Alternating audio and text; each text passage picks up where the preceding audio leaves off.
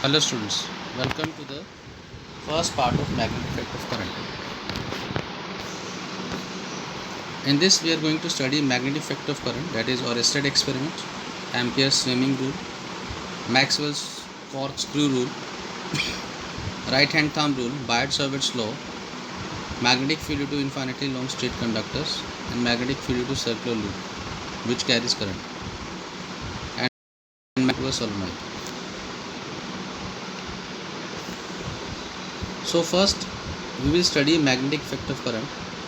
It says that an electric current, that is flow of electric charge, produces magnetic field in the space around the conductor, called strength of magnetic field or simply magnetic field. Or we can say that it is a region of space around a magnetic substance or a current carrying conductor where if any other magnetic substance or magnet enter, it will experience a force of attraction and or repulsion. It depends upon polarities. Now it was first demonstrated by Oersted. What he has taken one conductor, as you can see on the screen also. It is connected with a voltage source and there is one keyhole, and there is one magnetic needle nearby it. Now what happened when the key is closed, current will flow and it will create magnetic field around the conductor, and the magnetic field will be shown by the deflection of the needle. When current was allowed to flow through a wire placed parallel to the axis of magnetic needle kept directly below the wire, the needle was found to deflect from its normal position. Now in another figure you can see that current is flowing but in the opposite direction. So what will happen? The needle will be also deflected in the opposite direction. When current was reversed through the wire, the needle was found to be deflected in the opposite direction to the earlier case. Now rules to determine the direction of magnetic field. First is Ampere's swimming rule or snow rule. Now imagine a man who swims in the direction of current from south to north, with a magnetic needle capped under him, such that the current enters his feet. Then the north pole of the needle will deflect towards his left hand, that is towards west, like it is shown here.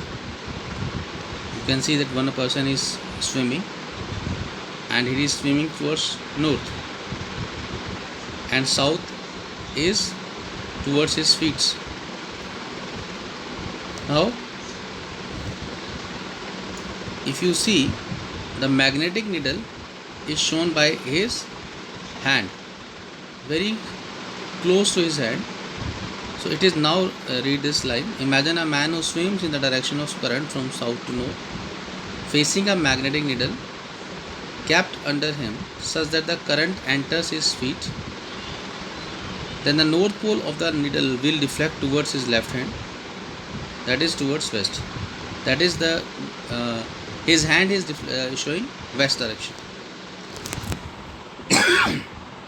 Now what Maxwell's screw rule or right hand screw rule says: if the forward motion of an imaginary right handed screw is in the direction of the current through a linear conductor, the direction of rotation of the screw gives the direction of the magnetic lines of forces around the conductor. As you can see in the figure, there is one screw. We are just rotating in anti-clockwise sense, so you say that the current is moving in the upward direction. In the same way, we are rotating it in the now clockwise direction, so current is moving in the downward direction.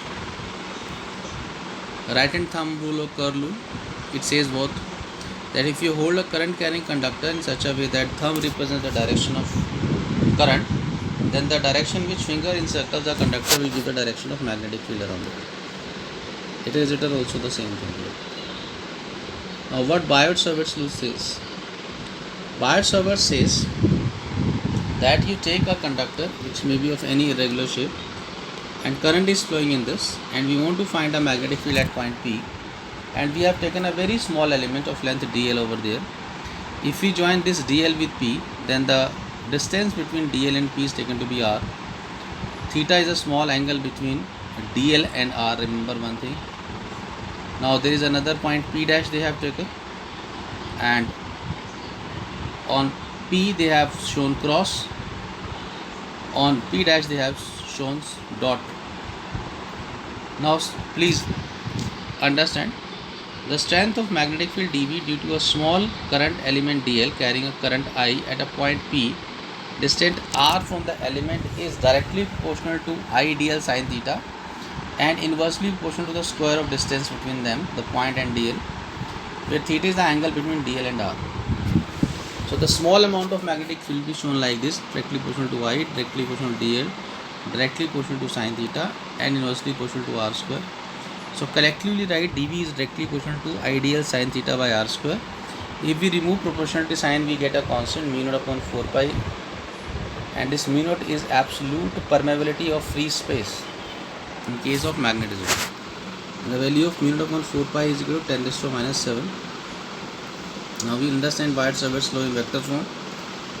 Now dB magnetic field is in vector form, so it will be written as mu naught upon 4 pi I dl cross r by r square, because the angle between dl and r was theta, so definitely we'll find the cross product between them only. Or we can further write mu naught upon 4 pi I dl cross r. Now it is not in unit vector form, it is in vector form, that's why in denominator we have multiplied with also r, it becomes r cube. Now the value of mu naught is equal to 4 pi 10 raised to minus 7 Tesla meter per ampere or Weber per meter per ampere. Direction of dB is same as the direction of dl cross r, which can be determined by right hand screw rule. It is emerging, if it is emerging then it is dot. At P dash it was emerging actually. Entering point we show by cross at P into the plane of the diagram which we have shown earlier. Current element is a vector quantity whose magnitude is a vector product of current and length of small element having the direction of the flow of current IDL. Now we go to the next, magnetic field due to a straight wire carrying current. We take one wire in which current is flowing. We have taken a very small element dl. Distance between that point and point P and dl is r. There is a. You can see there is L length we have chosen. We have drawn a perpendicular from P on this wire. This is a small theta. This is phi, and this is phi 1 and this is phi 2. Clear? And we are finding the magnetic field at point P if we use right hand thumb rule. So at point P the magnetic field lines will enter, that's why cross sign is there. Now if you apply Biot-Savart's law, so it is mu naught upon 4 pi IDL sin theta by r square. Sin theta, if you see, it is a by r. Clear? Now r is equal to a by cos phi will be there. This sin theta which is a by r is equal to cos phi also. Clear? Now it is r is equal to a by cos phi, and tan phi is L by a. So L is equal to a tan phi. Now if we differentiate it, then dl is equal to a sec square phi d phi, because the differentiation of tan phi is sec square phi. Now substitute these values in the above equation. You get one equation, mu naught upon 4 pi I cos phi d phi a. So magnetic field due to whole conductor is obtained by integrating with limits minus phi 1 to phi 2. Actually they have integrated this whole term, and after that you get this result, mu naught upon 4 pi I cos phi d phi by a. If you integrate now from minus phi 1 to phi 2, you get this value, mu naught upon 4 pi I by a sin phi 1 plus sin phi 2. If the wire is infinitely long, then phi 1 and phi 2 both will be pi by 2. Sin 90 degree plus sin 90 will give you 2. So you will get this value, b is equal to mu naught upon I 2 pi a. Direction of b is same as that of direction of dl cross r, which can be determined by right hand screw rule. It is perpendicular to the plane of the diagram and entering into the plane at point P, which I told you earlier also. Now there is magnetic field B. We have shown on both axes, plus axis minus axis, and it is varying according to this graph. Now magnetic field lines.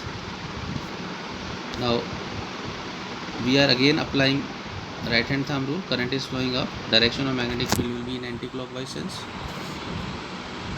Like this we have shown concentric circles. In the next condition it is going downward. So by applying the same right hand thumb rule, if we find a magnetic field, it is going in clockwise sense. Now we talk about magnetic field due to a current circular loop carrying current. At a point P on the axial line, we have taken one circular loop, and we are current is flowing in that. There is one point P, which is a distance x from the center of this. This is r distance. 90 degree it is making with this. This is dl. This is the magnetic field dB because of the small element dl. We have taken phi angle. As you can see, these angles will be same. If we resolve this dV, it will give you dV cos phi and dV sin phi. Similarly, another element we have taken on x dash y dash. Again dV will be there, phi will be there. It will again give you dV cos phi and dV sin phi. You find that dV cos phi on upper and lower side, they are equal and opposite with same line of action. That's why they will cancel out each other. So it is written also, the plane of the coil is considered perpendicular to the plane of the diagram, such that the direction of magnetic field can be visualized on the plane of the diagram. At C and D, current elements xy and x dash y dash are considering such that current at C emerges out, and at D it enters into the plane of the diagram. We get dV is equal to mu naught upon 4 pi ideal sin theta by r square. This we have already studied. Now it is mu naught upon 4 pi I r square dl. We have taken theta 90. So it is written also, the angle between dl and r is 90 degree because the radius of the loop is very small, and hence sin 90 is equal to 1. The semi-vertical angle made by r to the loop is phi, and the angle between r and dB is 90 degree. Therefore, angle between vertical axis and dB is also phi. Now we have resolved these components which I was telling to you, and I told you that cos phi components will cancel out each other. So sin component will be left, and if you want to find the total magnetic field, we have to integrate dV sin phi only. And when we integrate it, we cannot integrate mu naught I dl 4 pi r square, they are constant. We can only integrate sin phi. We can integrate dl only. Sin phi will be also out. So this integration of dl will give you the circumference of the circle, and sin phi can be written as perpendicular upon hypotenuse. Perpendicular was a, hypotenuse is a square plus x square to the power under root. You get this answer, mu naught I a square by 2a square plus x square 3 by 2. Now special cases we have taken. If we take the center, then x will be 0, you will get this value. Now if we say that a is very small than x, then a square can be neglected and you will get this value. Now we have taken another diagram in which we have shown b with plus x and minus x. We will get this kind of diagram with variation. Now we have shown the different use of direction of current and magnetic field of circular loop at a coil. You can see the current is moving clockwise sense. Magnetic field will be like this. And now if you show like this, the magnetic field will be like this. Clear? So learn these diagrams also. Now we are finding magnetic field at the center of the loop. Current is flowing in clockwise sense. We have taken dl, 90 degrees there with r and dl. Now the plane of the coil is lying on the plane of the diagram, and the direction of current is clockwise, such that the direction of magnetic field is perpendicular and into the plane. So you get this value, mu naught upon 4 pi ideal sin theta by r square. So it becomes mu naught upon 4 pi ideal a square. Theta we have taken 90 degree. Sin 90 is 1. If we integrate it, dl will be only integrated, and we get what? 2 pi a. They will cancel out, denominator and numerator will get the final value, mu naught upon 2a into I. Mu naught I a are constants, and dl integration will be 2 pi a. Now we will get this kind of variation of b with a. Magnetic field due to solenoid, if we take, we can see that there is a current inflowing in the solenoid in this way.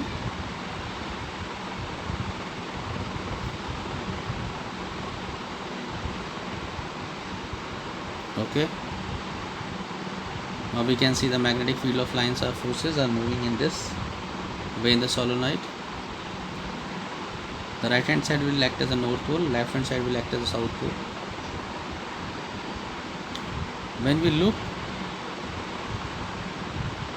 look at any end of the current coil carrying current, if the current is in anti-clockwise direction, then that end of the coil behaves as a north pole, and if the current is in clockwise direction, then that end of the coil behaves as a south pole.